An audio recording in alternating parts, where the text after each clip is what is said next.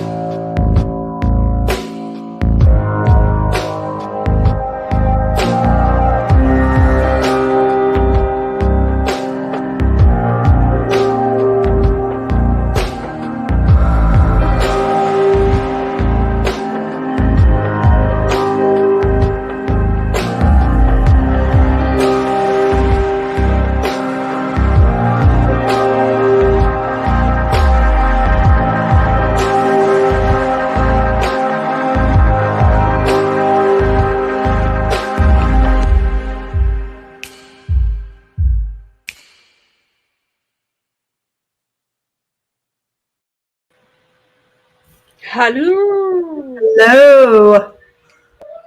Welcome to episode 7 of Sluts or Smut. We are short one tonight. We miss you. We miss her dearly. But we will get through this either way.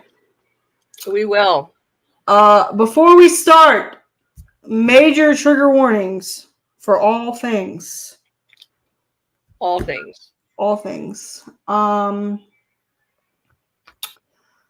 guess we will preface this by saying that the trigger warnings are graphic gore and violence, arousal by murder, and mentions of child abuse, psychological torture, suicide, and graphic sex. This is an 18 and older 18 and older. book.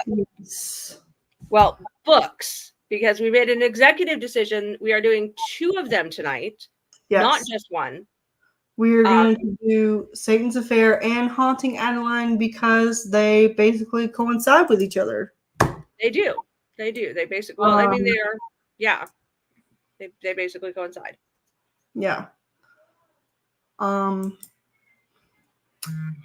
I guess we were going to start with Satan's Affair, which is basically a semi-backstory of Sybil, who we meet in Haunting Adeline. And you realize how fucked up she is. Makes me crazy. She is. She's Makes me real crazy. Like, yeah. Certifiably. I mean, you get the impression that she's not completely right in the head from the very get-go of the book. Like the first paragraph of this book. Oh, definitely. Like, she crazy. Like she's sitting there singing the Freddy Krueger song while she's stabbing somebody. I would say when she's sitting there quoting Freddy Krueger. Yeah. You stab. Freddy's coming for you. Stab. Like, stab. Like something's not right in her head. Oh, definitely. Something's not right. She's definitely got some mental issues, which of course we learn. Understand? Yes.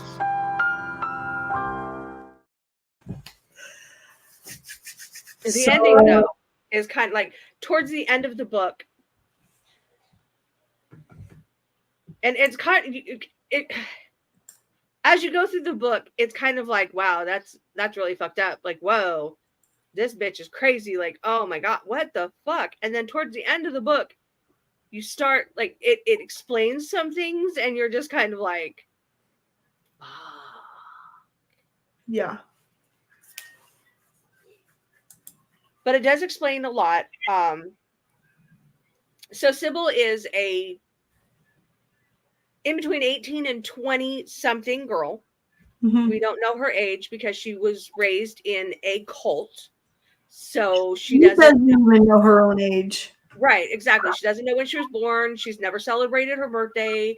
She doesn't she doesn't know anything. So she's between 18 and 24, we guess. Like, I mean, that's how much I guess. Like she Yeah. looks young. Tiny little thing. Ran away from home and joined Satan's Affair, which is a traveling haunted house show. Yeah. Because her dad was the leader of this cult. That he basically thought he was a god and pretty much raped girls from the age of what, like 12 to whatever Well, her age. mom was 11. You find out reading the book. You find out that Yeah. his Her mom mom was was like 11. 11 or 12 when she had her, Yeah. which is So, wild. and he goes throughout the you see bits and pieces because it's not all about Sibby's background. Literally, it's about Sibby's life now, and then you see bits and pieces of her background Yeah. when she has flashbacks and stuff. And her dad literally believed that his man juices were the Was the nectar of the gods. nectar of the gods. That's what it. Yeah. Like, who, I would say, in their right mind, but he's obviously not in his right mind. Obviously. He has And been. he raises her to believe that she is evil, that she's the demon, but she, in her mind, can see that he's the demon, that he's evil. It's like she knows what he's doing is wrong. But he keeps her in place by threatening her mom. Yes. But her mom gives her this pink, pretty knife and tells her that she's so strong and she's so opinionated because she's the one that always fights back, that she can kill him. Yeah. And that's how she ends up with Satan Affair, because she kills him and then goes, oh my God, and runs away to Satan's Affair. Yeah. She finally grows the cojones Women.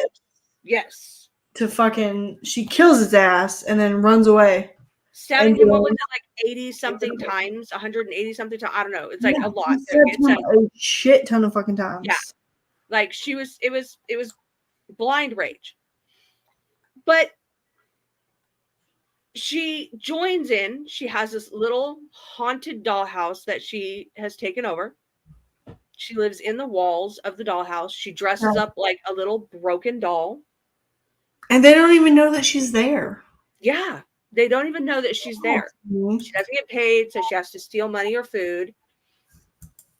And she feels like in her mind and she feels that she was put on this earth to rid it of demons, and she can smell the demons. Yeah. Some people smell like flowers. Those are the innocents. Those are the innocent. And then people who smell like rotten shit are the evil ones. And that's who she chooses to murder. And she murders one person in every city that they go to. And then her henchman takes the body and disposes of it. Yeah. And in the very first chapter, second chapter, you get your first sex scene. So she kills the guy, the one that she's stabbing, 1, 2, Freddy's coming for you, whatever, the ones that she's shanking. Yeah. And then her henchman, I believe it is, which one is it? Jackal? I don't know. She describes them. And the guy that she's describing is, he's got like razors for teeth and stuff like that. And he comes up and he says, do you want me to clean off the blood? And she says, yes. And he wipes her down with a wet rag and then proceeds to eat her. And even though he has razor teeth, he does not hurt her. Yeah, in the yummy parts, like at all, which is amazing. This is wild And then to me, the other 'cause, like, three, how do you have razor sharp teeth and you're trying to eat a chick out and you're like, and how do you don't cut your tongue off or cut something else in there? Like, I don't know. I questioned this portion of the book, but at this portion of the book, we don't know. no. And then the other three henchmen come in, and she describes, yeah, you heard it, Trey. He has razor sharp teeth, razors for teeth, something like that, and he has oral copulation with her, but doesn't cut her or himself with these teeth. Hmm. And then her other three henchmen come in, and it's one big happy orgy while they're writhing around in the blood. There's there's Cronus, there's Jackal. Jackal, there's I think one of them's name is Tommy. Mortis. Mortis, Tommy, and I think that's it, isn't it?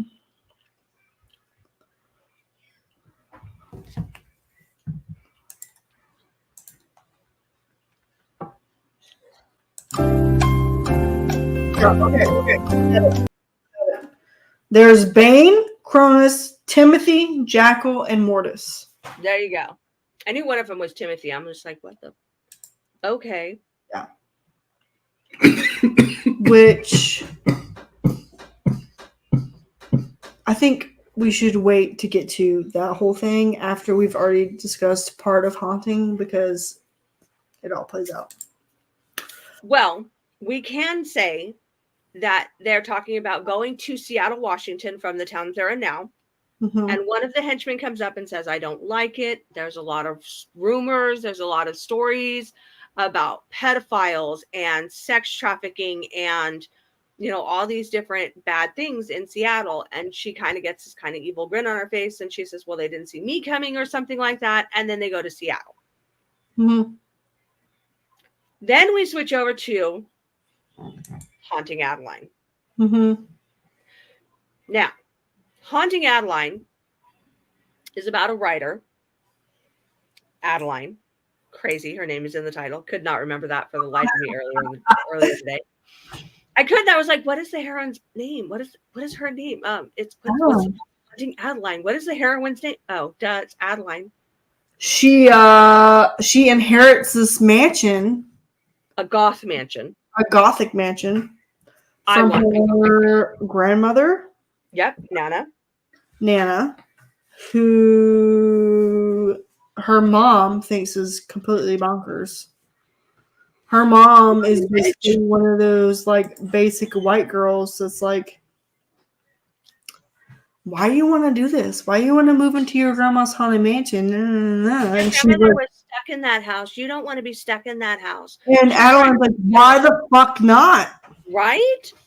I would be the same way. I'd be like, why the fuck do I not want to move I in? inherit a mansion and I'm rich enough to refab it. Yeah, damn right, I'm moving in. Exactly. Like, the fuck. So she moves in, and of course she knows it's haunted.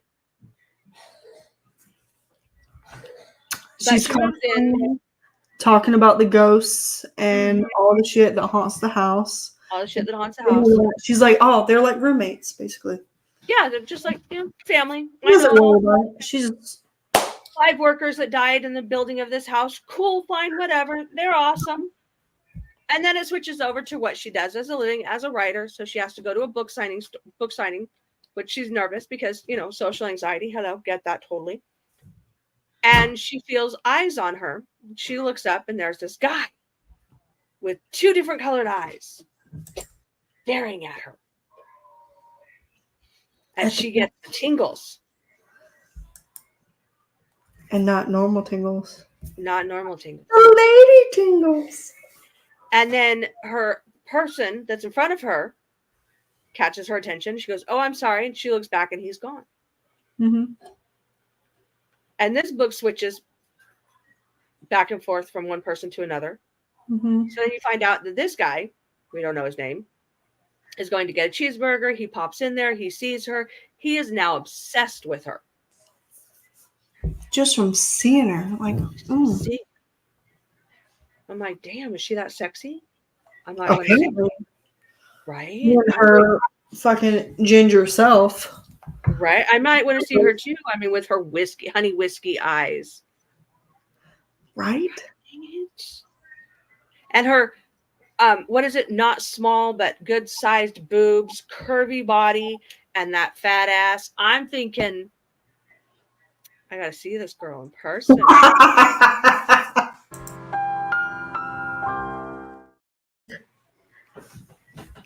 For a reason, y'all.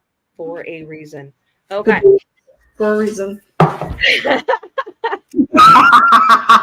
So she goes home. She's sitting in her house. She's drinking wine. She's chilling. No, she goes out to drink with her best friend Dea. That's what it is. She goes out to drink with her best friend Dea. Mm-hmm. Tells her she needs to get laid. She's not wrong. Dea steals her phone, messages some guy who has issues. He comes over to her house. He knew beforehand. Yeah, she knew he was coming over. Him. Yeah, she knew him. And then he comes over and tries to woo her, and she's like, no. Trying to woo her. He's trying to suck himself through her neck. Like, that's not wooing. Like I said, tries.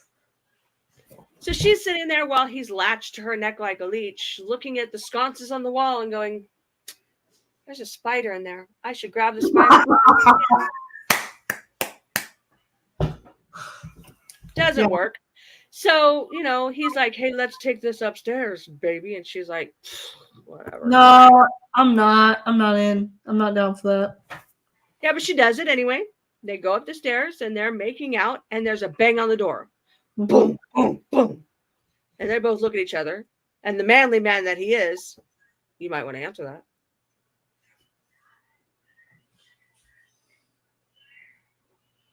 Okay. So she goes downstairs, she answers the door, and there's nobody there. Mm-hmm. Nobody there. Yeah, but doesn't he go out there look for her? Like, looking? No. He doesn't go out there looking for her. She comes back, and he comes getting naked up the stairs, like, okay, let's do this. And she's like, no, we ain't doing this. He gets pissed off, punches a hole in the wall. Because she sends him out, and she says, go the fuck away, get out, go away. And he's like, oh, punches, and he's like, I might as well put a hole in the wall since I can't get in your hole, whatever. And he leaves.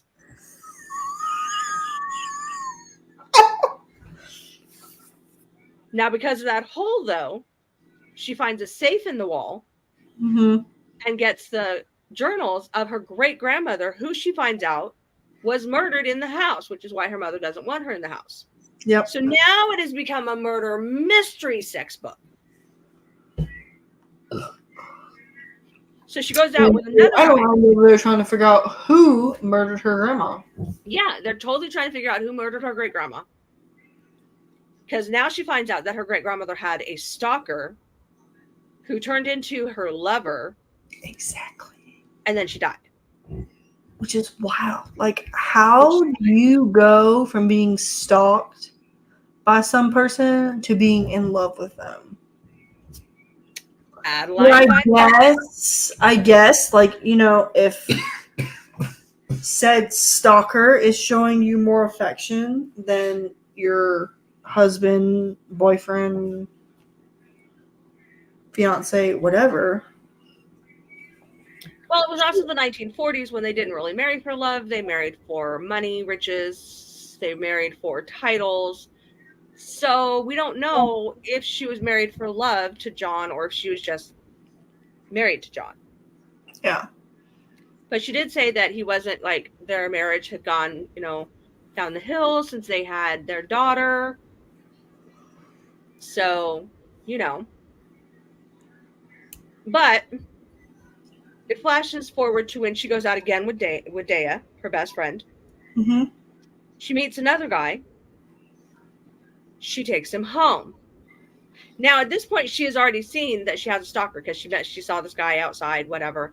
So she's already seen that he's out there, and she knows he's there. So she called the cops. She told the cops everything. Is this Adeline. this is when she found out that like he'd been in the house, right? Like he was living Yes, because he leaves roses and roses in her house. roses and whiskey glasses. Yep, he drinks her grandfather's whiskey and he leaves roses for her, red roses for her. Mm-hmm. So she gets a text message while she's got this guy, she's like going upstairs with this guy, and it was like, if he touches you, I will kill him and send you the parts that touch you. So now she's worried, right? Because, I mean, wouldn't you be worried? Some weird guy just texted you and said, if he touches you, I'm going to kill him. Oh, I would. I'd be totally terrified, and that person would never touch me. But no, she's a strong, independent woman. She takes the guy home. She's special. She is special kind of stupid is what she is. She takes this guy to the observatory of her house, which is a glass room in her house. Because if she's going to have sex with this guy, she wants her stalker to see him, to know that she's not afraid of him. Yep. He gets a little handsy. A lot handsy. And there's a knock on the door. He says, are you expecting someone? She says, no. Now this guy, unlike the last guy, says, stay here. Call the cops if anything happens. And he goes out to see who's outside. And he has a gun.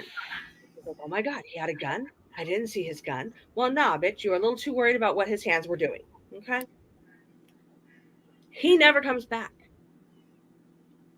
Poof! Up and disappears. Which he also turns out to be like some kind of like mobster dude. Yep, he is a major drug dealer in the Seattle area. Yeah. But there is a rose on the front porch. And when she picks it up, it is covered in blood. Mm-hmm. And the next day, she goes out because the delivery guy is bringing a bunch of boxes up for her to sign her books. And there's another box. And she picks it up, and this guy's hands is are in the fucking box. Because whatever touches you, I'm going to send to you. And he did. Yeah, he fucking. And you find out that this stalker kidnapped the guy, grabbed him around the phone, quieted him down, shanked him a couple of times, put the rose in his blood, dragged him to his car, took him to his workshop, because by now, we know he has a workshop, and proceeds to torture and dismember him. Because he was a piece of shit. Because he was a piece of shit, and he touched what was his. And then he kills everybody in the guy's family. Because they were going to go after her. Yeah, because he fucked around and found out. He fucked around and found out. And so he slowly gets to know Adeline. And Adeline slowly gets to know him. Through a lot of forced, not always consensual, fondling, making out, and but then you also grow to find out that Zaid, which is his name, Zaid Meadows, he actually goes around and helps women and children, maybe even men. I don't think he ever misses men, who are kidnapped and sold into the sex trade. Pedophiles, sex trade. Yep. Yeah. He will kill the people, and he will save the children, save the women, get them out of that situation. He goes by the nickname of Z. And everybody knows who the fuck he is, because all he does is make people fuck around and find out, pretty much. Everybody knows who he is, but they know who he is, but they don't know who he is. Exactly. And Dea, her best friend, Adeline's best friend, works for him. That shit blew my mind when I found out that she actually works for him, and then he's the one that's actually stalking Adeline. That was just so much. It was It was perfect. It's like, So he is in Seattle trying to get rid of a massive sex trafficking thing where they are taking women and children. They have women that are working in a gentleman's club. They are drugged. They are being forced to be strippers. They are being forced to be beaten and mutilated and all of these things, you know, just for the pleasure of the guys. But a video was leaked showing that 4 guys who didn't have their hoods on so everybody could see them stabbed a child and then painted their bodies with the blood after drinking it. And this video was leaked. So he knew who they were. He did the research. He knew who they were. And so he's going after them. Well, this is kind of where it goes, whoop. Haunting and Satan's Affair meet. Because Adeline is at lunch. She's out doing work. She didn't want to do it in her house that day, so she's out. And he's headed back because he's stalking her, of course. He's walking back. And Mike, the senator that's involved in the sex trafficking act, walks by, sees him. They start talking. And Mike decides he wants to go to the restaurant. Well, he knows that Addie's at that restaurant, so he doesn't want to go to that restaurant, but they go. And then Mike takes a picture of her because he's like, oh my God, she's so gorgeous. And he's like, that's mine, don't touch. Mike goes over and introduces himself to Adeline. They start talking. Come to find out, Mike knew Nana, Adeline's grandmother, and Mike's father knew Adeline's great-grandmother. Yeah. And Mike's father was a police officer during Gigi's death, but he wasn't able to investigate it because he was friends with the family.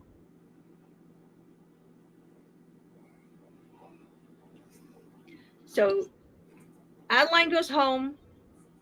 Zaid comes back later. He starts showing her how to do not martial arts, but how to get out of certain situations if she gets kidnapped, because he now knows that she's in danger. He's put her in danger by Mike being introduced to her because Mike is a sex trafficker and he has to protect her. Is this before or after he fucks her with a gun? After. No, I think it is that night. That's the same night. I think it's the same night. He literally has sex. He literally has sex with her with a gun. He fucks her with the barrel of a gun. I did say there was some forced sex. Yeah. And she enjoyed it. We did talk trigger warnings before we did the show. Way many trigger warnings before we did this one, guys. Lots of trigger warnings. Yeah. He literally fucks her with the barrel of a gun. And she liked it. She liked it. I'm sorry, I couldn't imagine that. Crazy. No. Yes, she's crazy. I couldn't imagine. Absolutely crazy. But she decides, her and Daya always go to, you guys ready for this? Here's the kicker. They always go to Satan's Affair when it comes in town. Mm-hmm. So he knows that the 4 politicians are going to Satan's Affair. So he gets tickets, not knowing that Adeline and Daya are going as well. Mm-hmm. So on the day that they go, and this is where our friend Sippy comes into play. This is where Sippy comes into play.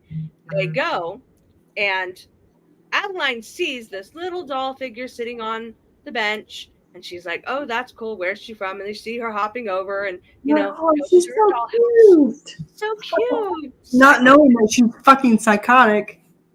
Now, in Satan's Affair, you know that she's out looking for her next demon, and she sits down to eat her meal, and she smells rotting, just horrible, whatever. And Mike walks up with his wife and is checking her out. and is like, eyeballing her and flirting with her. And she starts to flirt back and she smiles. And, after she eats, she gets up and winks at him and she goes off to the dollhouse, knowing that he's going to follow her to the dollhouse. Mm-hmm. So the dollhouse lights come on. Addie and Dea get in line. Mike and his 3 cronies see her and they get in line. Now, this is in Haunting Adeline. This is not in Satan's Affair. So we've switched back over, guys. This is where it gets tricky. So in Haunting Adeline, they're all in line. Mike goes up and says, "Hey, where's your man?" And we're going to stop right there because we have to go to a commercial. Rise and shine, my sinners.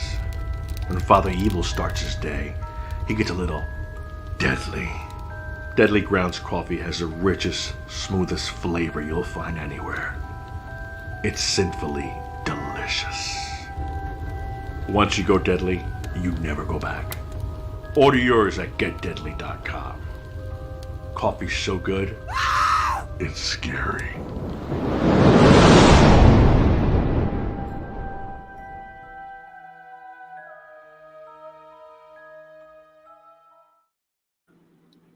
With the way this book is, I think that commercial is perfect. It really is. So she tells him that her man is off to the bathroom. She doesn't even know if he's there, but that's what she tells him. And then she goes into the dollhouse. Now, if we switch perspectives over to Satan's Affair, when she's in the dollhouse, Sibby smells them, smells how sweet they are, smells their flowers, knows that they're innocent, knows that they're okay. Dana screeches bloody murder, and she wants to stab Dana. Oh, I don't think we've established that when Sybil, she smells people based on their. we did. We told them about the flowers and the woodsy and the death and the we told them about that. We did cover that. That was one of our first things. So then of course, Dea screams.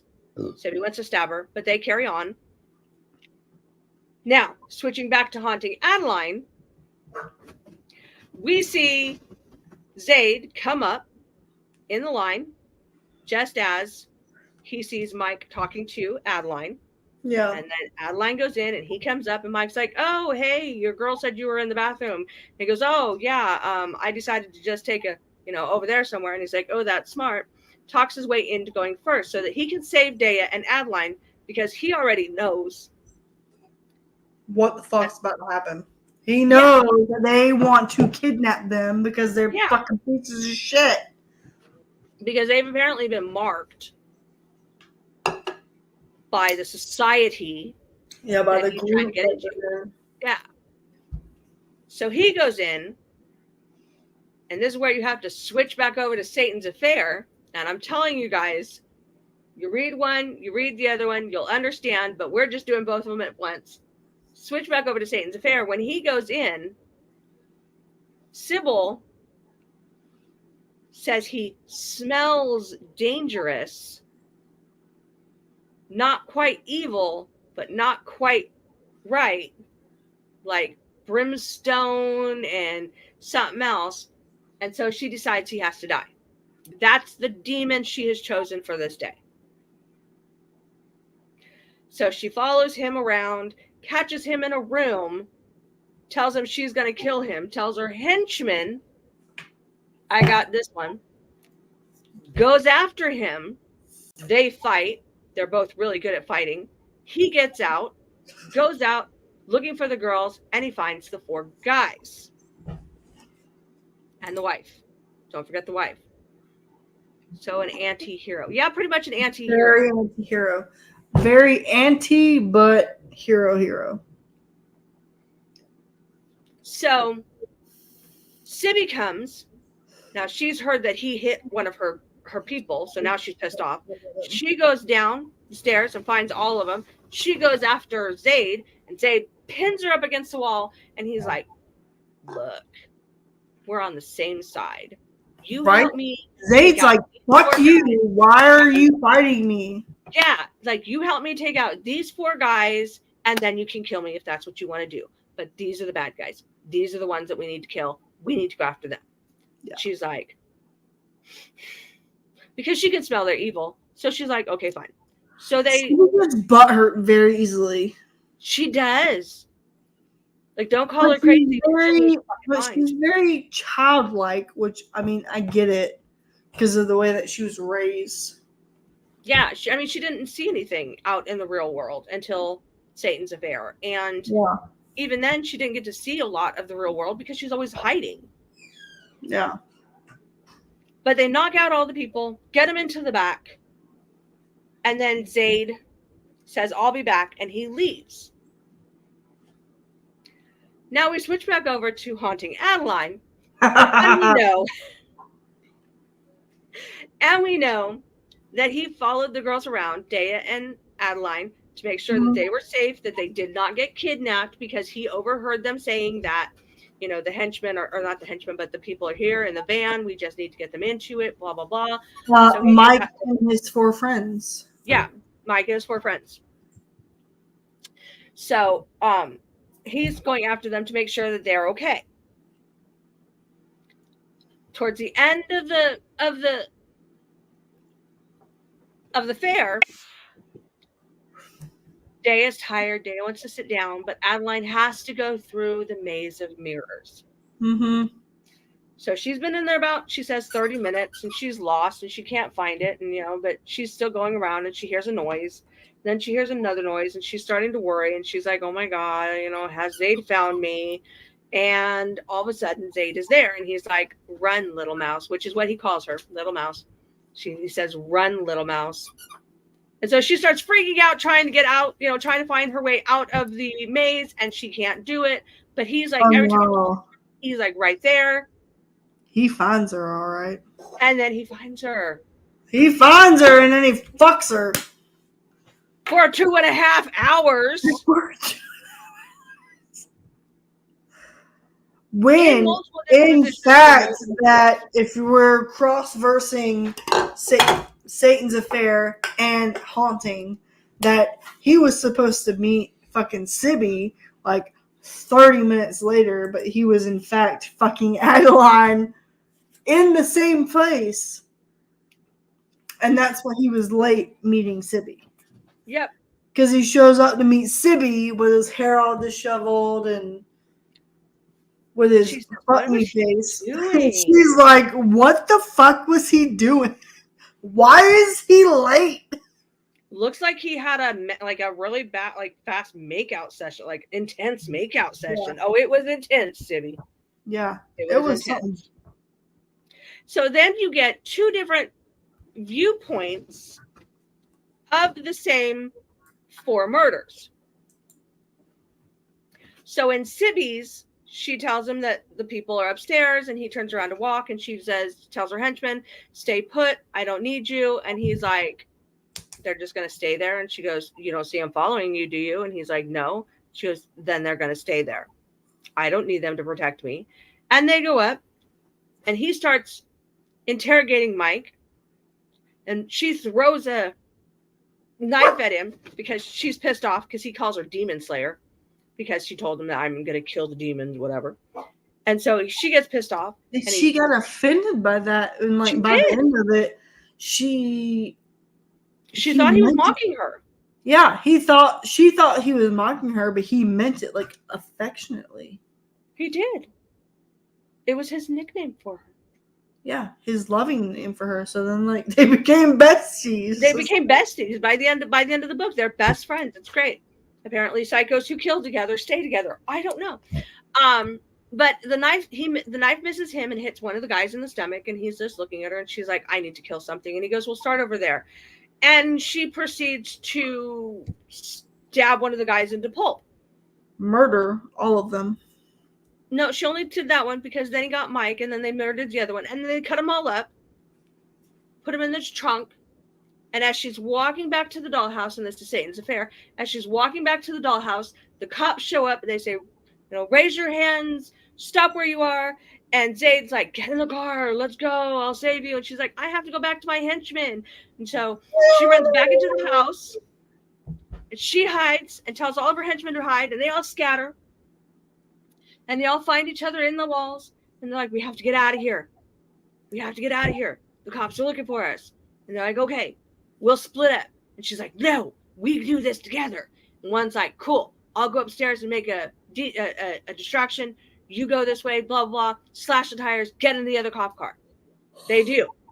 He goes this way, they go this way, slash, into the cop car, driving. She's freaking out. She's never been in a car. She's never been, never driven a car. She's None lost. of them have ever been in a car, period. This is true. She doesn't know. She doesn't know if they've been in a car. One of them says something. She turns around to see what they say, and all of a sudden the road, and she looks over. I think it's Blaine that's driving, and she's like, Blaine, keep your eyes on the road. Keep the car going straight. And he's like, I'm trying. As the cops are chasing them. He's like, There's a huge accident. I'm driving, but it's dirty. And they go blah blah blah blah blah blah, and they roll over on all these different things. It's a bad accident. Ambulance comes. They start to take her away, and she's like, I won't leave without my henchman. I won't leave without my henchman. And then she hears one of them calling her name, and she blacks out. Morbius. She wakes up in the hospital. They won't let her henchman in. Mm-mm. But they now know that she has murdered the 4 people. They now know that she has killed people in every city that they have been in. She goes to prison or goes to jail waiting trial. She kills someone. So they put her in a psych ward. She talks to a lady who has been in the psych ward her whole life for killing her family because they are demons. And she says, oh, you understand me. And then she has to go talk to her psychiatrist. And her psychiatrist explains that she has something like smell-o-vision. Like she has the smelling. She smells things that aren't there. She sees things that aren't there. She hears things that aren't there. No, I don't. No, I don't. And they start talking. And she said, you've got to find my henchman. You've got to find my henchman. Where are they? Where are they? Whatever.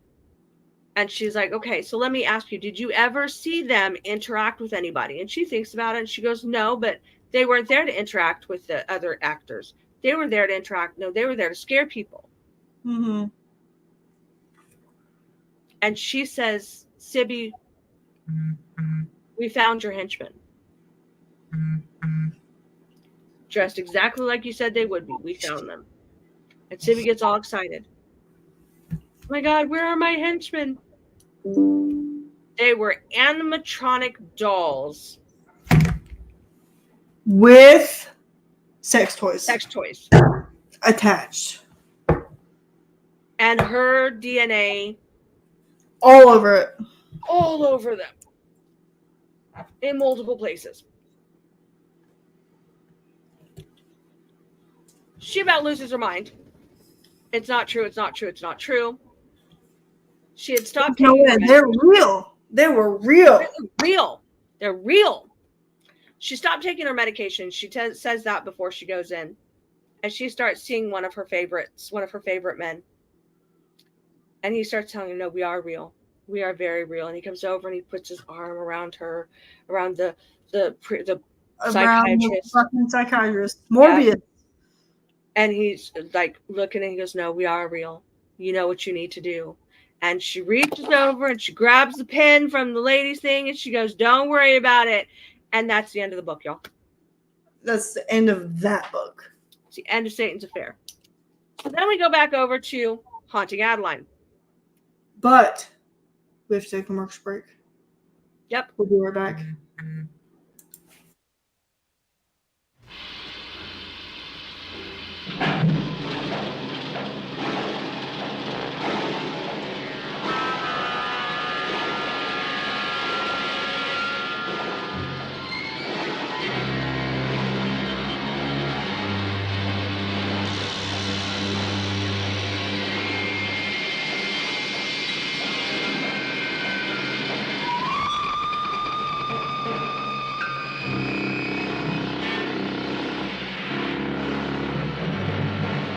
Terror Train. Everybody take off your mask. Hey, take it easy, man. What are you doing? Oh, my God. Stay with your date.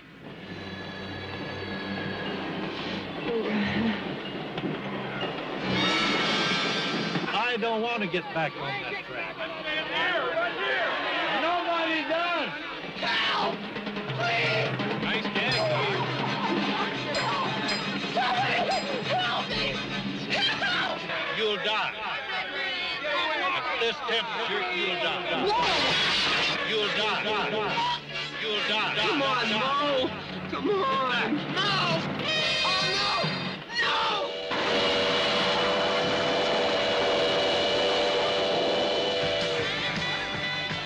For the students aboard, it's going to be the one party to end them all. They're always walking out of my parties. But this time, you can't.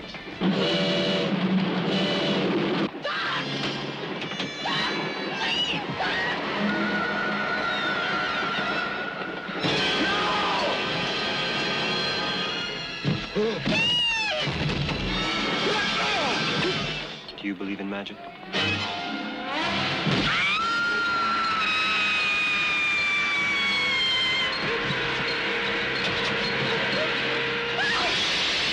My last big college party.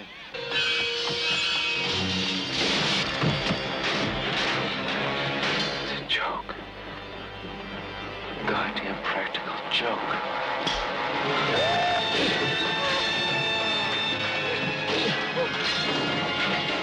The scream in the night isn't the train. It's the terror at your throat.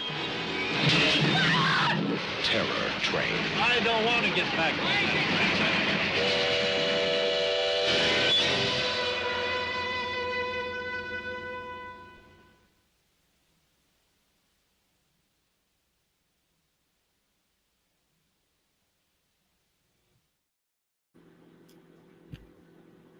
So we have Chronic Sports tomorrow. Well, you have Chronic Sports tomorrow.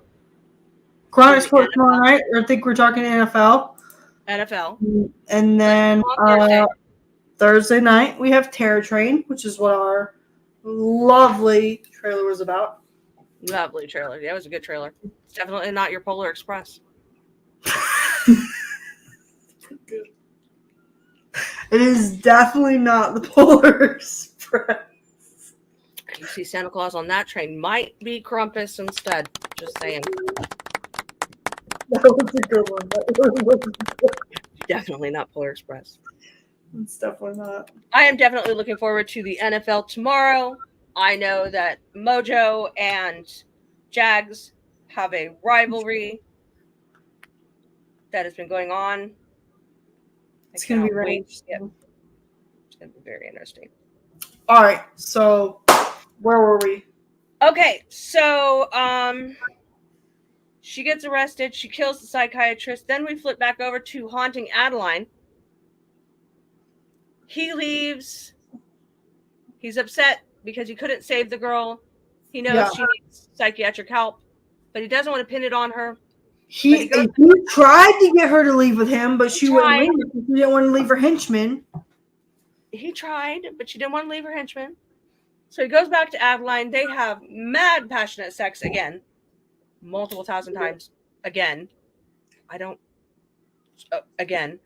It's not the gun scene, is it? Is that no.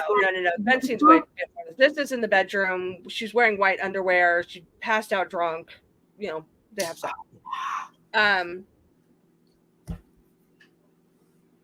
He goes to a pedophile thing where he's supposed to molest a child because he's supposed to be inducted into the society the next day.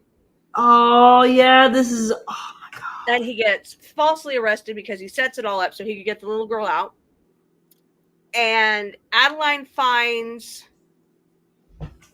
Now, she had already found a letter, but she goes back upstairs. Oh, because she has a letter, like there's a bunch of letters, pictures that were sent to her of some guy and her mom, or her grandma, great-grandmother. And so she looks at Day and she says, we have to go into the attic. Now, the attic is supposed to be the worst place, and like you walk in there and you can feel the haunting and the suppression. Yeah, her and Daya go in the attic. Yes, they go in the attic. And she ends up finding a bloody Rolex and another letter. And Dea sends the Rolex off to have the serial number checked because it was scratched off and she couldn't check it, and the blood analyzed.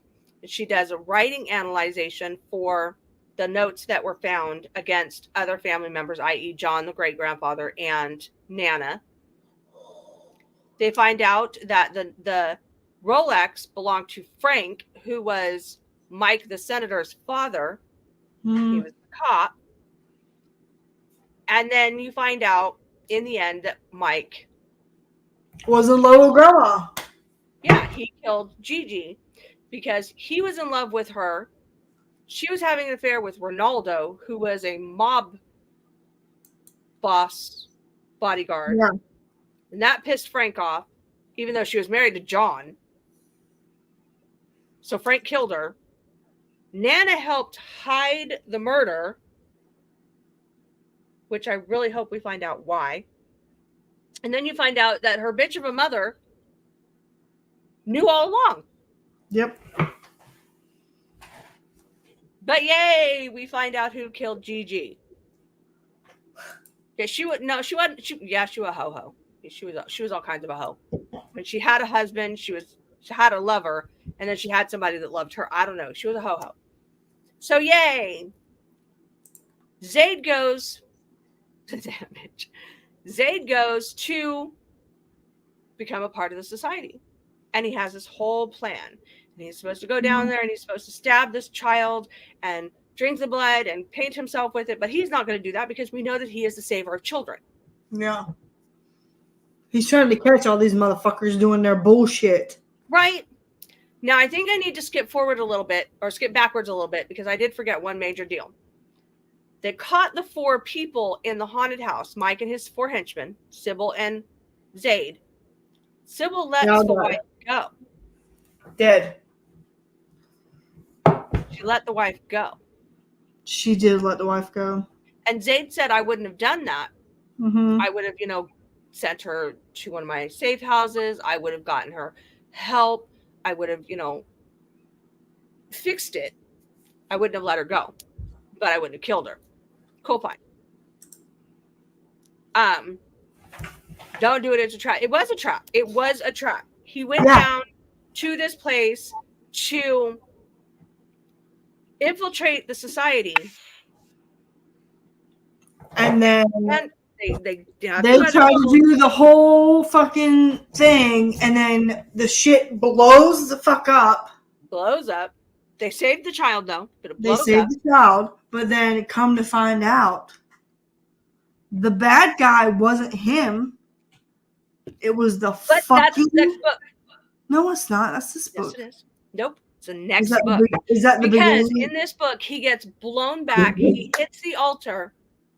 His little buddy, John, whatever, comes running up. He goes, I came here as soon as I could because I found out it was a trap. And all of a sudden, there's a gun to his head. And he looks up and says, Oh, yeah.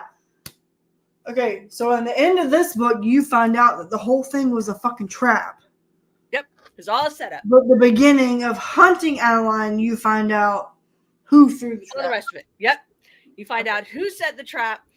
And that is all we're going to talk about because that's all next week. What? This shit's wild. It is a wild, crazy set of books. Randon, I did see your comment. Yes, you have to read Haunting Adeline. Hunting Adeline is next week. Trigger warnings, guys.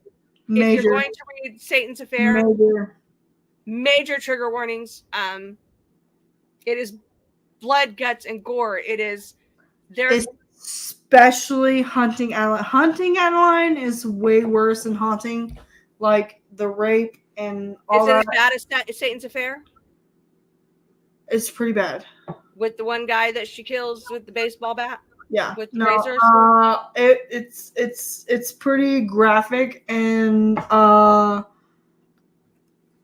it's pretty bad. Which, like, I kind of feel bad that we chose to do these books, but, like, these books are so good, like, apart from the warnings, that, like, as you can see, guys, we will gloss over as much as we can to keep it, PG, or not as PG, but as like Facebook friendly as we can. Yeah. But they are good books. Read Satan's Affair.